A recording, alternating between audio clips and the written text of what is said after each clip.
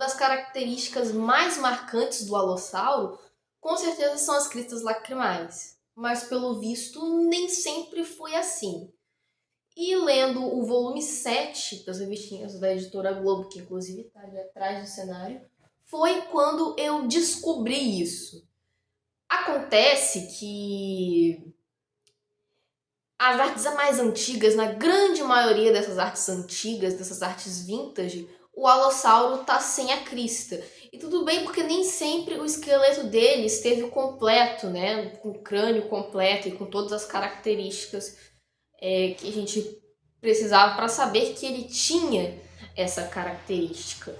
Só que na década de 90, que é quando a revista foi lançada, a gente já tinha o esqueleto, né? Na verdade foi na década de 90 que foi descoberto o esqueleto do Big Al, que é um dos esqueletos mais completos de alossauro, inclusive com crânio, né?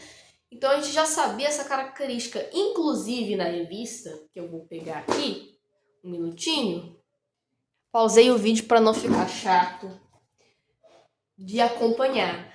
Aqui na revista do Alossauro, tinha o crânio dele numa das ilustrações, né? Que ele sempre coloca uma representação do crânio desse dinossauro principal, que no caso do volume aqui foi o Alossauro.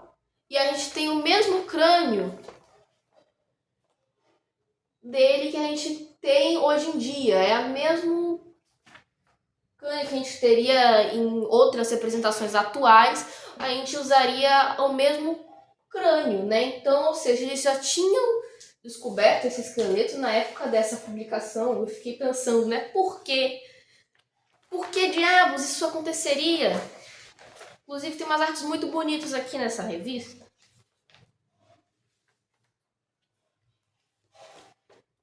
Olha essa aqui, ó, do Alossauro perseguindo. E ele tá sem as cristas, ele tá com a aparência de um terópode mais genérico. Meu Deus, eu deixei o microfone em cima da mesa. Eu não sei se essa parte do vídeo ficou boa, mas enfim, né? Vamos continuar. Agora acho que o som vai melhorar. Enfim. Então, e eu fiquei pensando por que que isso aconteceria, né? Então eu fui pesquisar e eu cheguei numa resposta para trazer para vocês, né? Tentei chegar numa resposta para trazer para vocês. Então é isso, vamos logo com o vídeo. Um Feliz Natal para vocês e vamos falar um pouquinho melhor sobre o Allosaurus. O Alossauro, ele foi encontrado inicialmente por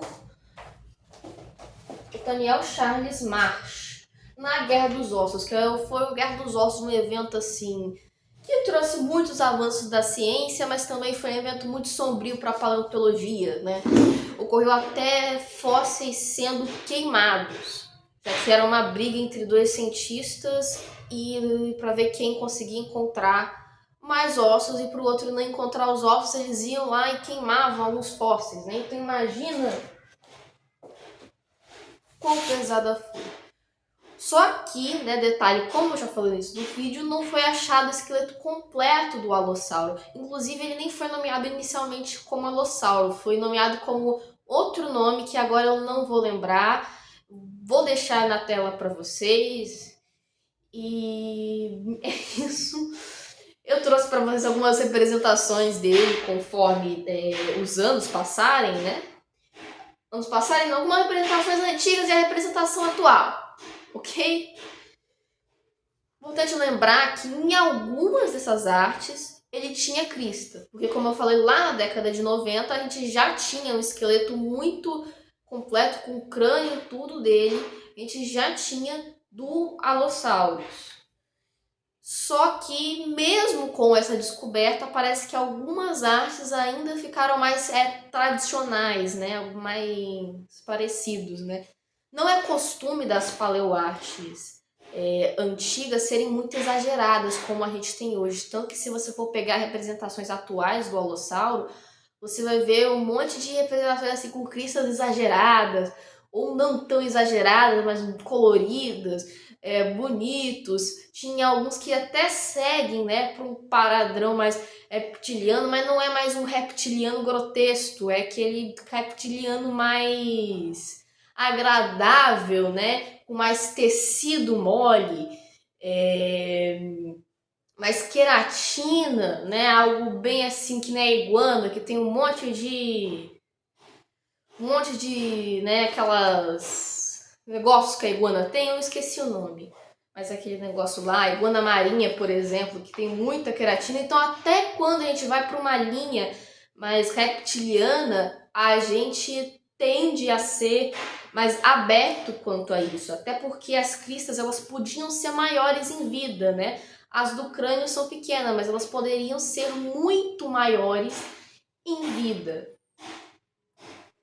Aqui eu trouxe, vou trazer para vocês, vou mostrar para vocês algumas dessas representações. Espera aí que eu tenho que ter lugar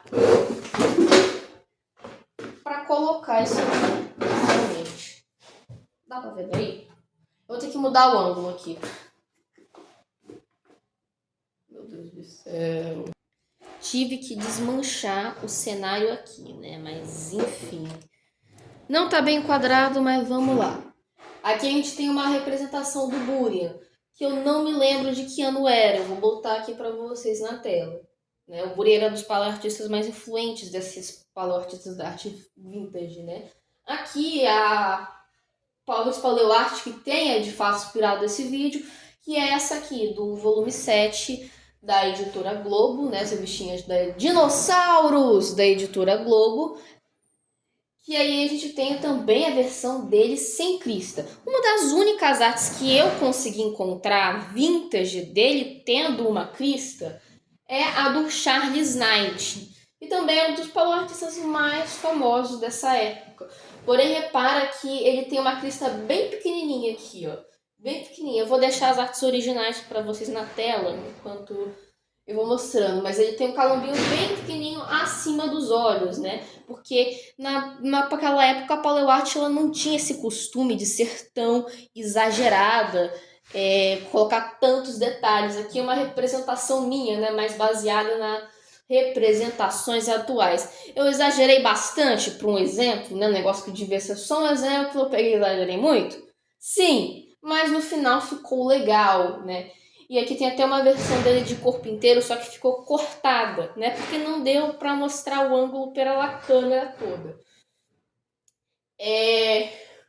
Uma coisa interessante, né, de se notar é esse padrão, né? O alossauro sem a crista, as aparências mais monstruosas, parecem que vão se destacando, né, nessa época. E o alossauro sem a crista, mesmo depois da descoberta do crânio dele, parece ser algo mais cultural do que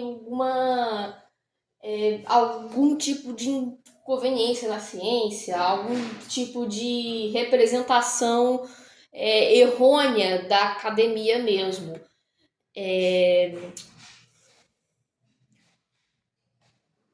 Sem querer, o vídeo parou de gravar.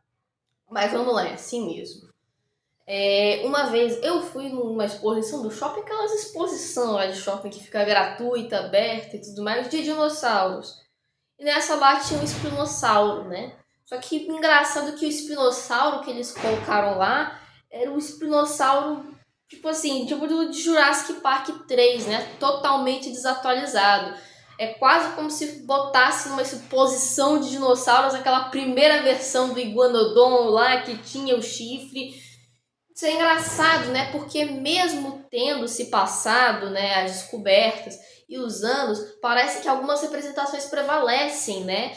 Representações da Rex, o Tiranossauro de Jurassic World, você vai ver um monte, mesmo a gente sabendo que cientificamente falando, aquilo lá tá incorreto, mas se você pesquisa Tiranossauro Rex no Google, sem colocar lá acurado, realista, alguma coisa assim, não vai aparecer o Tiranossauro acurado, vai aparecer a Rex. Entendeu? O espinossauro é a mesma coisa. A imagem, né, que acabou se popularizando do espinossauro foi aquela lá. E essas imagens geralmente ficam durante alguns anos. Mas aparentemente, na época, teve uma época que a paleoarte ela não era tão, como que eu posso dizer, tão rigorosa, assim, né? Tanto que tá numa revista Por exemplo, né, esse negócio acabou sendo levado mais a sério de representações paleoartísticas, começou a ser levado, não que não fosse levado a sério naquela época, mas esse negócio de ter rigor científico, de todo aquele detalhezinho, tem que ser acurado nisso, aquilo e tal, tem que pensar em algo que faça sentido pro dinossauro, pro contexto, pro nicho do dinossauro e tudo mais. Isso começou a ser levado em muito mais consideração, né? Após o renascimento dos dinossauros e após a descoberta de penas em dinossauros, que foi uma das descobertas mais revolucionárias da biologia, né? Que as aves, na verdade, eram dinossauros.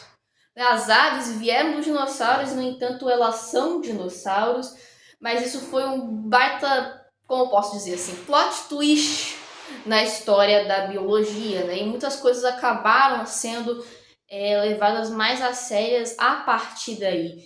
Mas esse fato do alossauro e tal ser representado dessa forma mais estranha, né?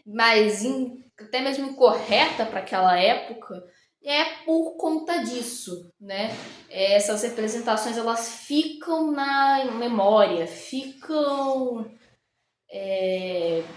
na cultura, né? Antes delas acabarem sumindo ou desaparecendo. Antes da gente começar a ver o espinossauro mais acurado em outros lugares, provavelmente vão passar alguns anos, né? A imagem que a gente tem hoje, a imagem que a gente tem mais presente dos espinossauros na cultura é o espinossauro de Jurassic World 3, né? E só agora que a gente teve um rebuff com a versão mais recente do espinossauro. Então, até todo mundo se acostumar com aquela versão, né?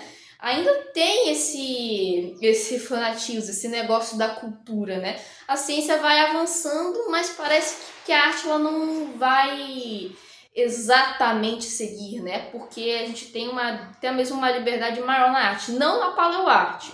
A paleoarte tem que ser toda direitinha, tem que ser um negócio mais rígido mesmo, né? Rígido não, pode ser mais exagerado, mas tem que ser acurado, tem que ser algo com rigor científico, principalmente hoje em dia, né? Então, principalmente por causa disso. Eu acho que eu vou ficar por aqui. Esse vídeo estava ficando mais longo do que eu esperava que ele ficaria. Não sei se ele está muito longo, mas enfim. Eu vou ficando por aqui. Um Feliz Natal. Até o próximo vídeo.